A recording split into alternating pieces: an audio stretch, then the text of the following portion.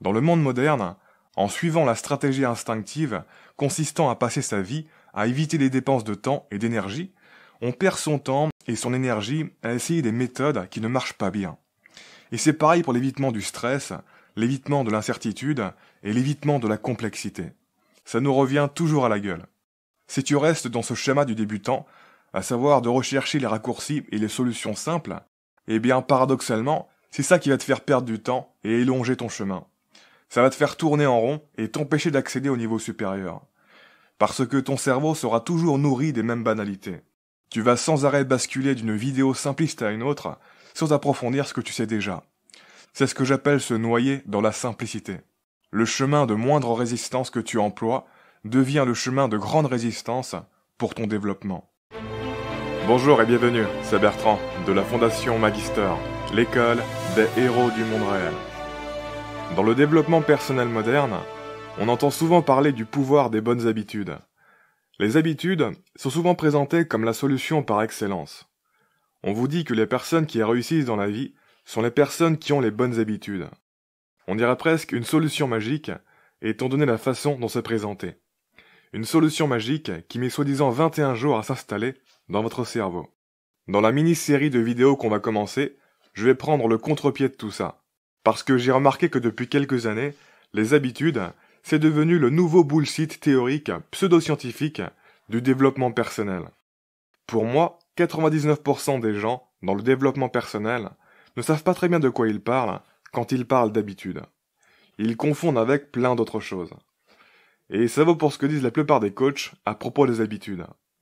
Leur modèle est très simplifié et imprécis. Et en disant ça, je ne remets pas en question l'efficacité des méthodes de ces coachs, mais simplement les modèles théoriques sur lesquels leurs méthodes sont basées. Un peu comme ce que j'avais fait à propos des modèles simplistes de la loi d'attraction dans la série de vidéos qui commence à partir de l'épisode 48. Je vous avais expliqué qu'en pratique, les modèles simplistes de la loi d'attraction, ça marchait, vous pouviez les utiliser comme guide et les suivre sans problème pour avoir des résultats. Mais que de 1, la théorie du pourquoi ça marchait, c'était pas vraiment la théorie expliquée par la plupart des livres et des coachs. Et de 2, c'est que même si ça permet d'avoir des résultats, ça vous condamne à rester bloqué à un niveau intermédiaire, parce qu'il y a des dynamiques que ça ne prend pas en compte, et que ça n'explique pas, étant donné que c'est trop simplifié et imprécis. Encore une fois, je précise que je ne remets pas en question le principe de la loi d'attraction, mais simplement les versions formules magiques de la loi d'attraction, qui sont légion depuis une vingtaine d'années. Je vous referai bientôt des vidéos sur ce qu'est la véritable loi d'attraction selon moi, et sur ce que ce n'est pas. Bref, et donc j'ai remarqué qu'il se passe exactement la même chose avec les habitudes depuis quelques années. Les habitudes sont devenues la nouvelle formule magique pour créer des résultats positifs. Et ça apporte pas mal de confusion inutile. Et ce qui est marrant, c'est que beaucoup de coachs se disent être pragmatiques, se disent que la loi d'attraction et compagnie, c'est du vent, se disent que eux, leurs théories et leurs solutions sur les habitudes sont basées sur du concret et sur du solide, sur les mécanismes du cerveau, etc. Alors qu'en vérité, leurs théories sur les habitudes, c'est aussi du vent. La vérité, c'est qu'ils ne comprennent pas grand-chose au cerveau, et qu'ils utilisent des concepts à connotation scientifique pour justifier la crédibilité de leur méthode. Exactement comme ce qui se passe avec la loi d'attraction et les émissions et les réceptions d'ondes de la pensée, les vibrations, les fréquences, etc. Encore une fois, leur méthode marche et peuvent donner certains résultats, mais leur théorie, c'est du vent.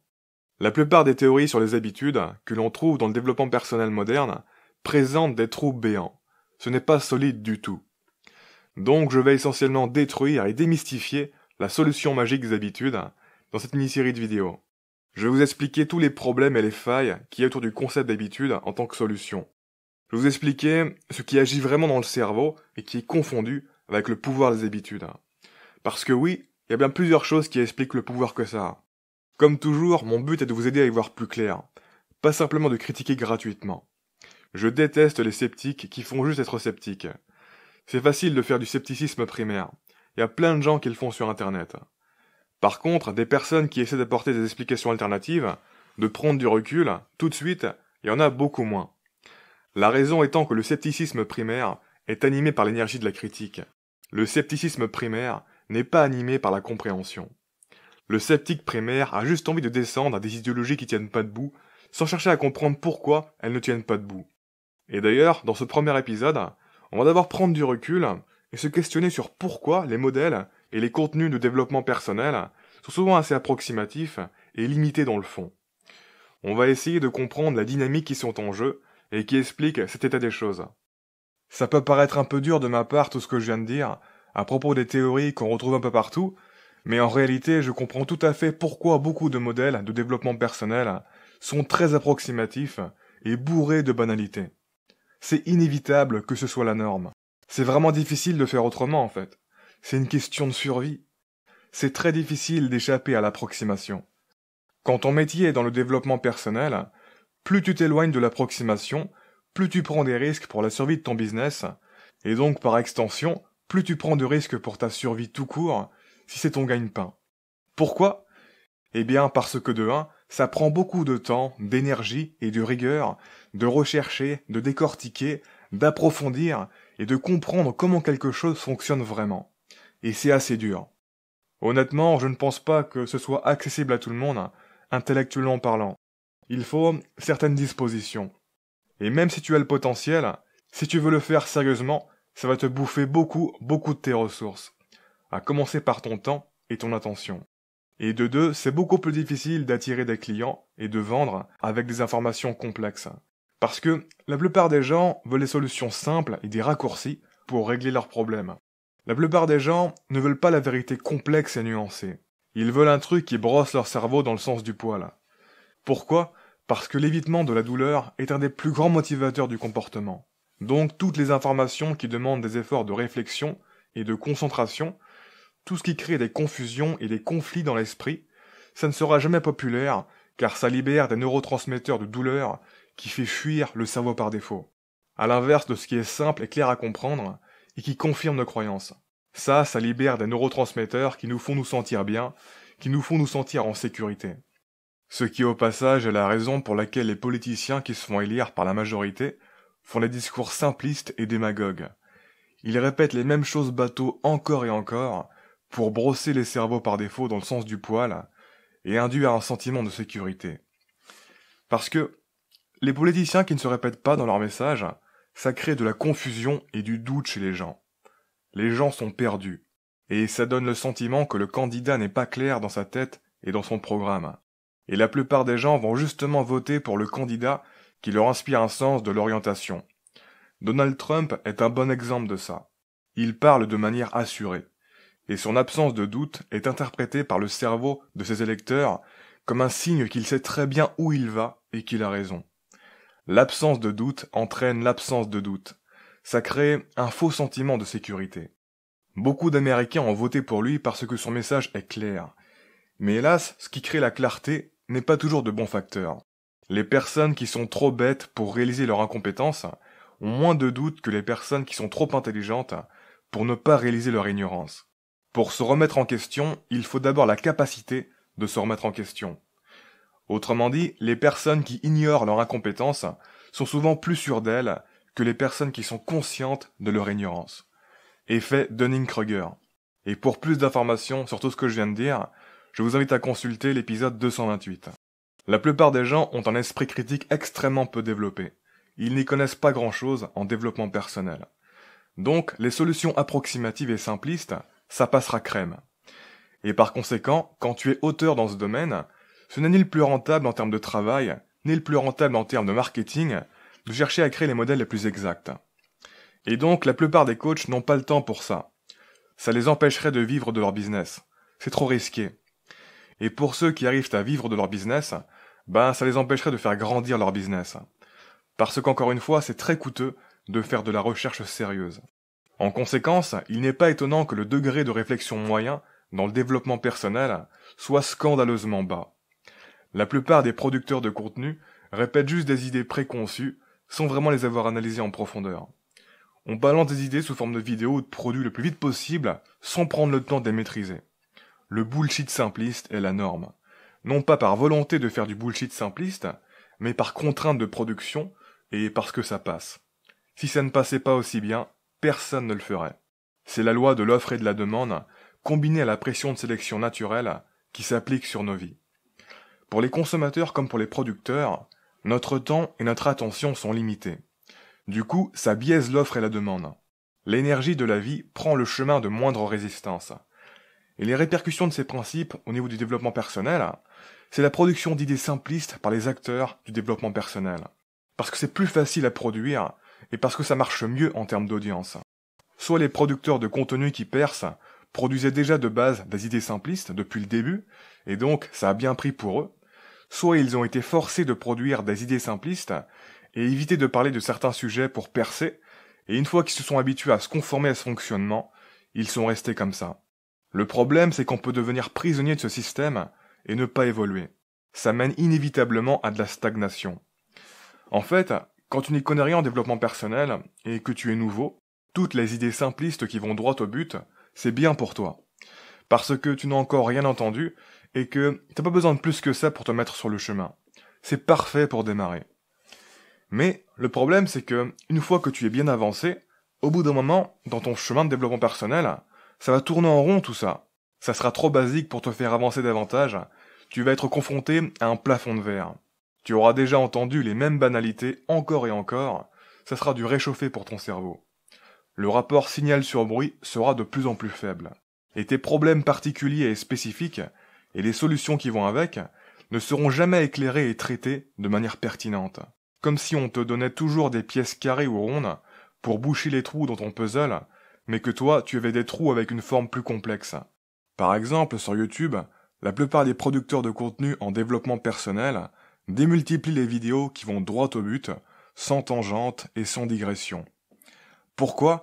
Parce que les cerveaux par défaut de tous les nouveaux clients qui arrivent dans la sphère du développement personnel, c'est ça qu'ils veulent. Ils veulent les sujets de base, ils veulent les raccourcis, ils veulent les solutions simples, ils ne veulent pas de blabla et de digressions qui leur semblent inutiles et non pertinentes. Si la vidéo digresse ou parle d'un sujet avancé, ils vont couper et aller voir ailleurs. Ça va les faire fuir. Le problème, c'est qu'au bout d'un moment, les coachs qui suivent ce modèle de production, ils vont beaucoup se répéter.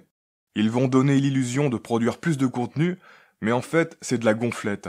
Leur rapport signal sur bruit est faible, car ils injectent très peu de nouveautés ou de profondeur d'une année à l'autre.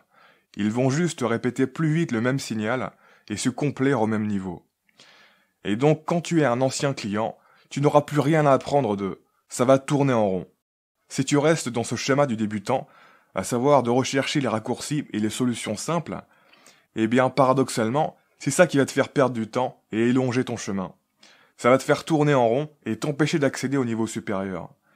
Parce que ton cerveau sera toujours nourri des mêmes banalités. Tu vas sans arrêt basculer d'une vidéo simpliste à une autre, sans approfondir ce que tu sais déjà. C'est ce que j'appelle se noyer dans la simplicité. Le chemin de moindre résistance que tu emploies devient le chemin de grande résistance pour ton développement. Moi, dans mon contenu, c'est plutôt l'inverse. Je n'hésite pas à parler de sujets plus obscurs et utiliser des mots complexes au risque de perdre du monde. Et je fais beaucoup de digressions et de tangentes. Je fais rarement des vidéos qui vont droit au but.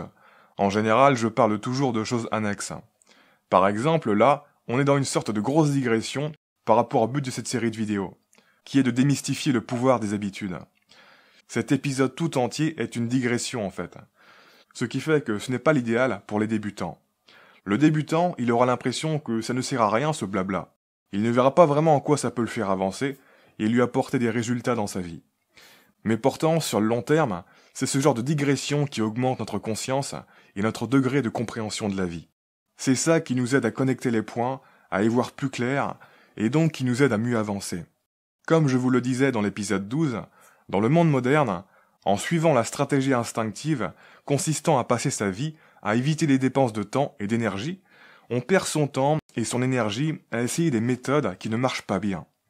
Et c'est pareil pour l'évitement du stress, l'évitement de l'incertitude et l'évitement de la complexité. Ça nous revient toujours à la gueule. Après, d'un autre côté, ce challenge que la plupart des producteurs de contenu évitent, ça laisse un boulevard à des personnes un peu folles comme moi pour s'attaquer à la complexité et développer des modèles de développement personnel avancés pour les personnes qui ont assez entendu de banalités comme ça et qui veulent passer au niveau supérieur. Ce qui permet d'attirer les personnes qui sont vraiment sérieuses et avancées et de filtrer celles qui n'ont pas encore le niveau. Ce qui, sur le long terme, est, je pense, une très bonne stratégie de business, parce que même si elles sont moins nombreuses, tout est beaucoup plus facile avec les personnes sérieuses et avancées. c'est beaucoup mieux de travailler avec elles. Et donc, encore une fois, avec cette série, vous allez voir que ça ne va pas être juste de la critique, de la solution magique des habitudes. Non, il y a des choses super intéressantes à en tirer de ces histoires d'habitudes. Comme pour la loi d'attraction, ce n'est pas par hasard qu'autant de personnes en parlent et se disent que ça marche, que ça a apporté des résultats dans leur vie. Il y a vraiment plein de choses derrière à comprendre. Avant de clore cet épisode, je veux juste revenir sur le bullshit dans le développement personnel. Vous savez, quand je me suis intéressé sérieusement au développement personnel, au début, j'avais une mauvaise image du bullshit.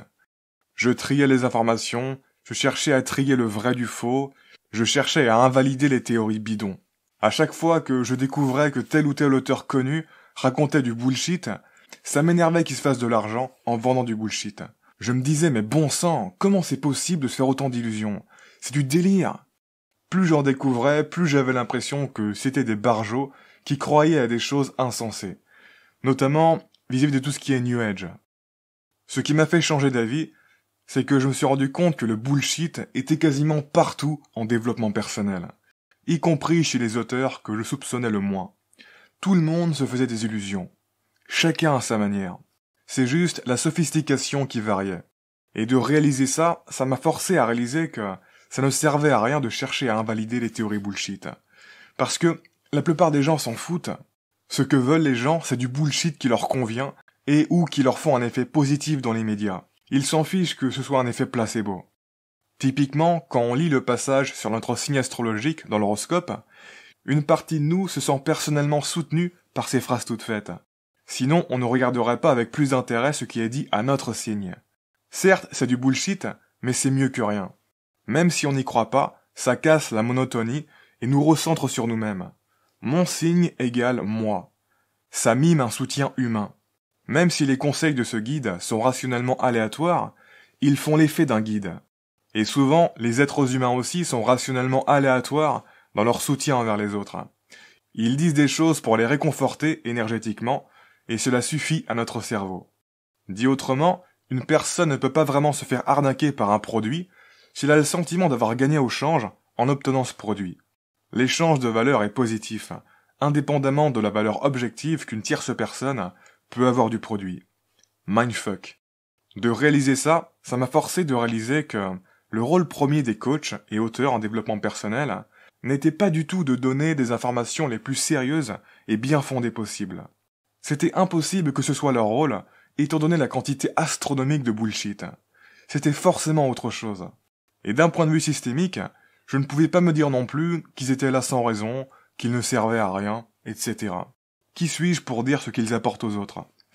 Et donc, j'ai réalisé qu'en fait, le rôle premier des coachs, c'était tout simplement d'être là. Leur rôle, c'est d'être un support humain et d'accompagner les gens. Leur rôle, c'est de nourrir certaines valeurs, d'inspirer les esprits. Peu importe ce qu'ils disent, du moment que ça nourrit, cultive et recharge certaines valeurs. Ce qui est pourquoi valeur et énergie sont pour moi pratiquement synonymes. Confère épisode 239 sur les valeurs J. Il y a tellement de clients dans le développement personnel qui cherchent juste à se recharger spirituellement et avoir leur dose de certaines valeurs et d'inspiration en consommant du contenu. Ni plus, ni moins. Ce qui est pourquoi les gens consomment plus de développement personnel quand ils vont mal.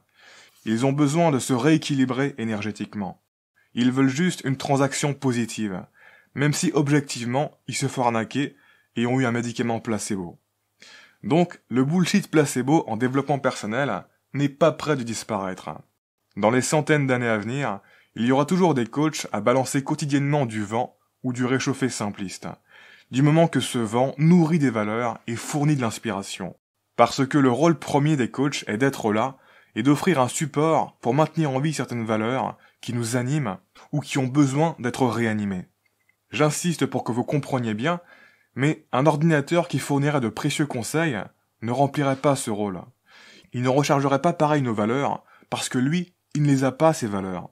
On veut que ce soit un être humain qui nous supporte, pas quelque chose auquel on ne se sent pas connecté. L'esprit humain a besoin de régulièrement se nourrir d'une présence humaine. Et pour un coach, remplir ce rôle et maintenir sa présence implique de faire des concessions en termes de travail de fond. Si vous êtes à un niveau de conscience relativement avancé, vous allez pouvoir vous dire « Ouais, mais de donner régulièrement des placebos, ça enferme les gens dans des solutions court-termistes qui ne règlent rien, et qui rendent les gens dépendants de ces solutions court-termistes, et donc c'est mal. Et oui, d'une certaine manière, vous aurez raison. Mais ce jugement de valeur est relatif, car dans l'absolu, toutes les solutions sont court-termistes et ne servent à rien. Ça n'a pas d'importance que tu aies fait de l'exercice physique la semaine dernière, il faudra en refaire cette semaine. Est-ce que ça veut dire que l'exercice physique doit être jeté, ou qu'il faut développer une solution alternative? Non, tu y reviens à l'exercice physique parce que c'est connecté à nos affects, et que ça fait partie de la vie. Il faut bien que certaines choses fassent partie de la vie, n'est-ce pas? Et d'un point de vue absolu, peu importe ce que sont ces choses, elles seront toujours court-termistes, dans le sens où elles pourront toujours être remplacées par quelque chose de relativement moins court-termiste. Tout dans notre vie est un cycle sans fin. On finit un projet, game over? Non, on passe au projet suivant. D'une certaine manière, c'est ça la vie. Passer d'un cycle à un autre, en faire l'expérience.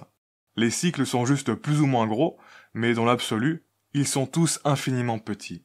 Il est absurde de croire que certains de nos cycles valent vraiment plus que d'autres dans l'absolu. La vie n'a pas de but ultime. Tout ce que nous le faisons parce que cela nous semble être juste, et non parce que c'est absolument juste. Qui peut dire ce qu'est absolument juste? Encore une fois, tout dans nos affects est au final dénué d'ancrage. Pourquoi on trouve des boobs et des muscles un peu partout, dans beaucoup de jeux vidéo? Parce que ça plaît à notre cerveau primitif? Il nous en faut pas plus? Bref, tout ça pour dire qu'il faut accepter qu'à ce stade d'évolution, la vie est essentiellement faite pour fonctionner à cette échelle de solutions horoscope et placebo. Et notamment que certaines personnes ne sont pas encore prêtes et capables de fonctionner à une échelle de solutions plus globale et rationnelle. Leur psyché est encore trop au stade violet du modèle des dynamiques en spirale. Elles ont besoin de la présence et du soutien du chaman, même si objectivement le chaman fait n'importe quoi pour les aider.